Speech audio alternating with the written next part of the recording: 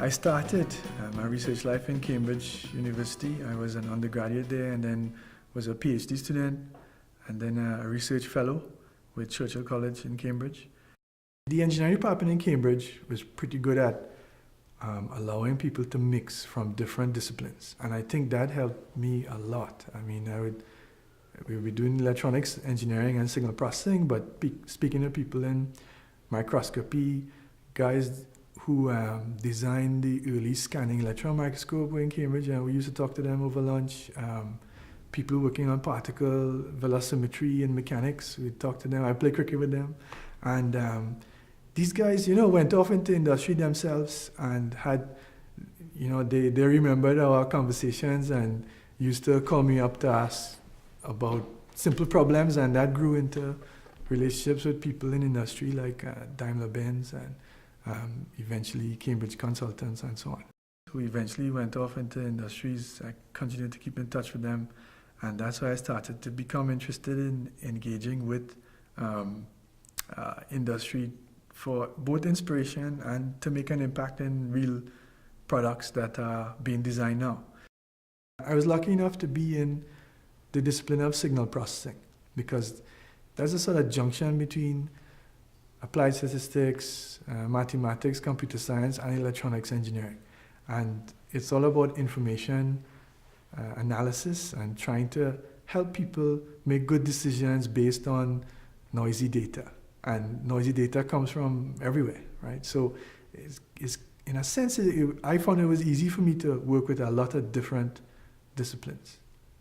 I moved to Trinity because I wanted to start my own research group, and managed to build a group of about 10, 12 people. There are 3 lecturers involved in signal processing here, 3 or 4 right now. So the group is still vibrant right now. The relationship that I had with industry is a kind of symbiotic one. I mean, I can't say that it didn't dominate my academic life at all. It was a source of new ideas and inspiration. I think a key realization maybe is to recognize that people who are working on a subject for their living, right, will encounter problems that you as a researcher would not have seen, and you have to learn to recognize that when you see it, and appreciate that these people have something to teach you. A lot of times in post-production, what I found in talking to artists or people in the field is that they would be using simple tools to achieve quite complicated tasks, right? And when you look at what they're doing, the way in which they put those tools together gave me ideas about how we could automate some of these things and learn what is important to them and build new sort of mathematical algorithms to solve some of their problems, right? But you can only do that by recognizing that an artist who has no mathematical background, say, actually has a lot to teach you about what's important. In terms of academia and industry and improving the relationship, I think somebody described this to me before as a sort of triangle between academics, the industry, and the university. And the best thing that could happen is for the university to get out of the way. It's a kind of sweeping statement, but there's some truth there. Because you can't force sparks to happen, right? Some academics like to just do pure research and not necessarily connected with industry around them. And similarly, in industry, a lot of people who are actually, in a sense, antagonistic against people with PhDs. But there are enough people who want to work together, and you just need to get them, you need to expose them to the situations where they could come together in the same room and explore what they could do together. People have a tendency, especially with high technology, to get maybe a bit too greedy. But until you have designed something, until you have finished a product, there is nothing to be greedy about. And people should recognize that it is really the joy of trying to make an impact in the real world that encourages these people to work together. I met a lot of industrial professionals while working on EU research projects, and I think that was really vital for the growth of my career as it exists now.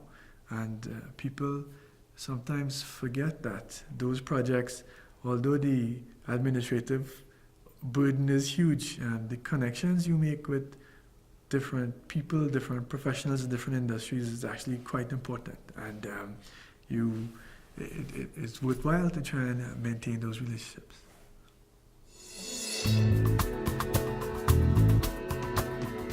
I'm working at Google in California and at the same time supervising students here in Trinity.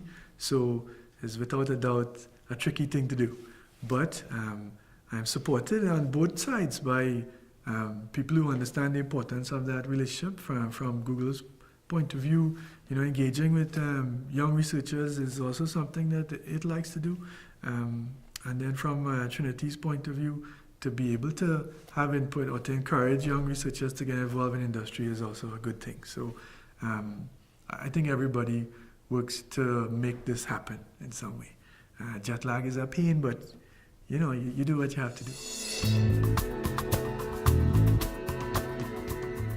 The reason why I applied for that is because I suppose it was like the culmination of a whole bunch of connections and collaborative research that we did with industries over the years. And in fact, it was because of one guy that I met in a EU research project when I was in Cambridge, who ended up working for a company called The Foundry in London, that his company became quite famous for software in the movies. He started to use me as a consultant to help them out. And because of that relationship, we won that Oscar in 2007. And then it was natural to try and fund more research work in that area in the lab and the industry academia research fellowship. The good thing about it is you put the PhD students or the postdocs into the companies where they do what they have to do, but it gave my postdocs some new look at the world outside a research lab, but still inside a sort of research environment in industry. So it was a no-brainer at the time that we should do this from both camps, from the Foundry's point of view and from our point of view. And so now one of my students works for them. So it was good for them.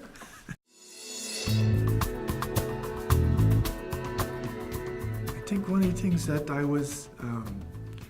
would confuse both camps, both the Foundry and ourselves, is the amount of constraints over how we can actually spend the funding on students. I mean, there are a lot of different ways to spend funds on travel or salaries, stipends for students and so on, but there seem to be a lot of unusual restrictions on the ages of these people and their qualifications and so on. And I feel as if we could remove that, there'd be a lot more of that going on.